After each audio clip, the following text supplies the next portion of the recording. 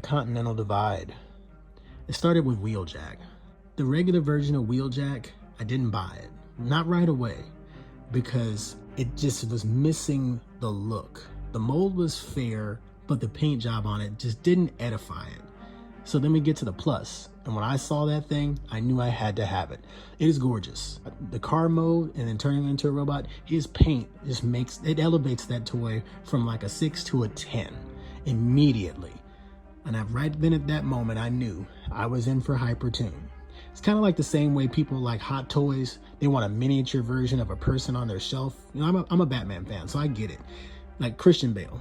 Hot Toys makes a miniature replica Christian Bale, 1/6 scale and 1/4 scale, that is damn near identical to him as a toy. And people want to have that, you know, oh man, I love this character, I love this person. They want to have that on their shelf. Well, I have that for Transformers. I want the G1 cartoon on my shelf. So I don't want just a placeholder robot that looks like Prowl or a placeholder robot that looks like Smokescreen. I want Smokescreen. Like the faces, the way that they drew them all individually makes them have their own expressions. It makes them come from this robot standard form to this sentient being that edifies a life. It has its own quirks, its own little differences. And that's why I love the Hypertune. Hypertune to me is having the G1 cartoon verbatim right on my shelf. I fucking love it. I mean, Smokescreen, the big chin, that's how they drew him.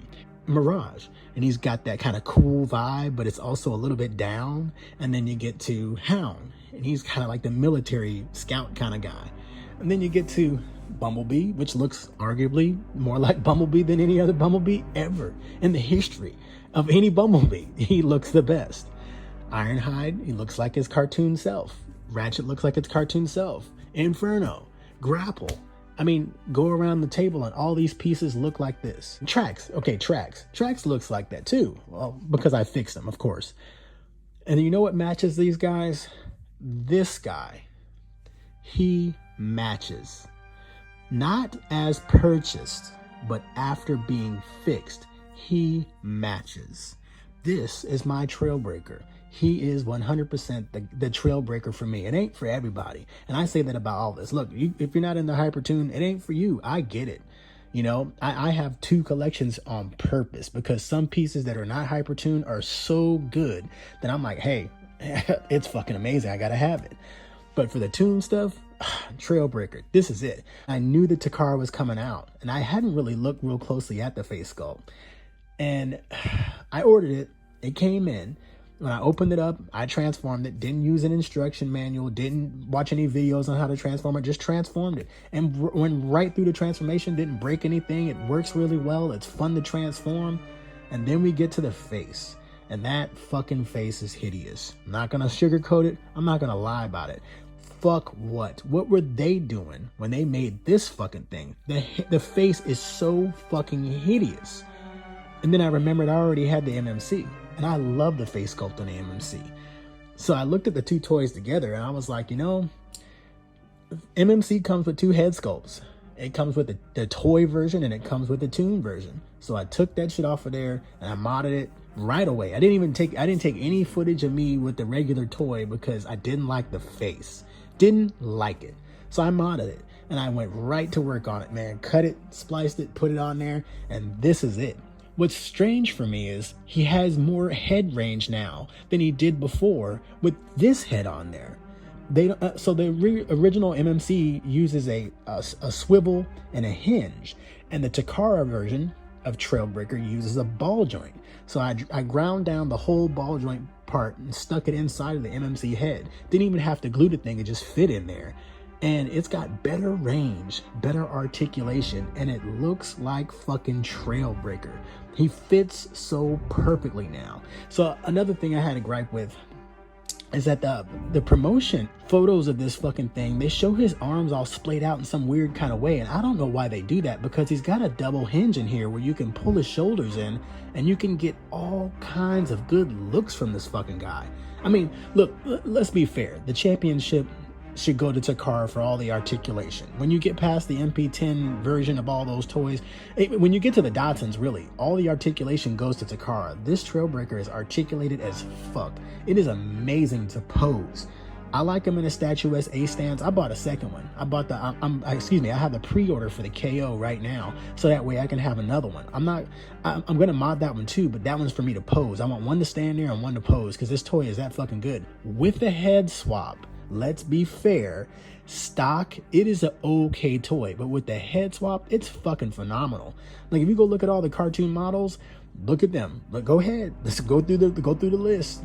Mirage, Hound, Wheeljack, Prowl, Smokescreen, Blue Streak, Sunstreaker, all of them, Trax, Ironhide, Ratchet, Inferno, Grapple, all over again. They look like their cartoon model. You know who else looks like his cartoon model now? Trailbreaker. This shit's amazing with a head swap. Without a head swap, you're on your own on that one. You spend your money how you want to. If you don't like it, don't fucking buy it. I'm not telling you to get it or not to get it. I don't do that. But I'll tell you what, I fucking love it. It's amazing. Right now, that's my Trailbreaker, period. So I'm not going to fuss with people who bought the fans toys, because it's not my job. You buy the thing you like. I saw the fans toys and I didn't like its proportions. I thought it was way too heroic for a character like Trailbreaker. For me, not for you, for me. I think that Trailbreaker he's not like Ironhide. You know, Ironhide is the heroic guy that's going to jump and take a bullet for Prime. Trailbreaker was never that guy. He was always the taller, kind of lanky, skinny guy in the cartoon. He did have kind of a bigger chest because of the way he transformed, and he had a big backpack, but he was always more into force fields than anything. He wasn't the heroic guy like that. He'd do stuff. He was on the team, but this is Trailbreaker. Like, from the cartoon, from the G1, this is it. What's strange for me is I don't even feel like I want to paint the face. Like, I did the head swap on it and I'm like, it's good enough. Like, at first I thought, if I swap this, I'm going to paint the face and paint the visor and all this other stuff. And putting it on there, I don't feel that way right now. Like, call me lazier, but my Mirage was the same way. When I swapped out the fans toys head onto the Transform Element Mirage, I was like, oh, I should paint the blue to make it match. And I'm like, it's close enough. Right now, I'm just happy with it being on there. I'm happy with it posing the thing. I'm just enjoying it right now. I may paint it later, but right now I'm just like, it's fine. But that's it. The Continental Divide. Toon versus non-toon. I like non-toon a lot, but the toon for me, I want that G1 cartoon on my shelf. And that is it.